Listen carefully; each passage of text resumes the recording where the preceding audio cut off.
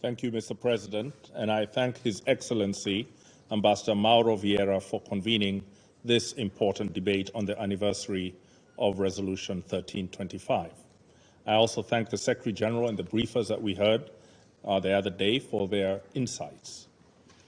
Mr. President, the role of women in peace and security is determined daily, as evident in the frequent gendered violence that countless girls and women face, especially in armed conflict where sexual assault is often weaponized. The current crisis in Israel and the Gaza Strip is only the latest example of such gendered impacts. The terrorist attacks by Hamas have severely harmed Israeli women in ways too distressing to detail here. Our deepest sympathies go to the victims and survivors of such violence. We unequivocally condemn this terrorism and acknowledge Israel's right to defend its citizens against Hamas's actions. UN agencies on the ground in Gaza report an extensive humanitarian emergency. The Population Fund estimates that 50,000 women in Gaza are presently pregnant, with 5,500 anticipated to deliver next month. Alongside other civilians, these women face significant hardships due to ongoing military operations. They are often deprived of safe birthing services, vital supplies, and essentials like protection from airstrikes, food, and water. Immediate unhindered humanitarian access is imperative to address the pressing need of girls and women in Gaza.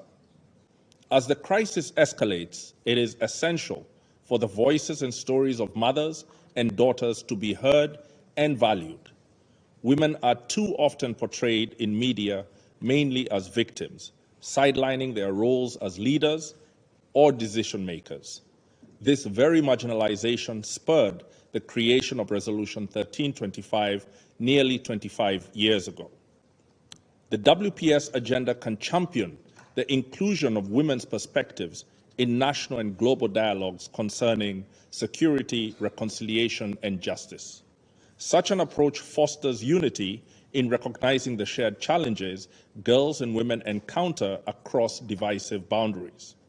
There's a pressing demand for forums that promote dialogue, education, activism, and policy making. These spaces can bolster collaborative networks that accentuate women's voices, paving the way for their impactful roles in justice, accountability, peace building, and decision making in both Israel and Palestine. In conclusion, Mr. President, the war between Israel and Hamas disrupts a status quo that was unacceptable to Kenya, which understands the Palestinian yearning for independence and sovereignty.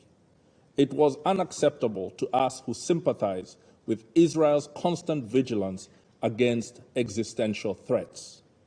The path forward requires a renewed dedication to a peace process that rejects terrorism as an acceptable form of resistance and steers to a two-state solution. Without women's insights and interests at the core of discussions with Israel, Palestine, and the primary regional and global stakeholders, we jeopardize the potential for enduring peace and risk further calamity. Thank you. I thank the representative of Kenya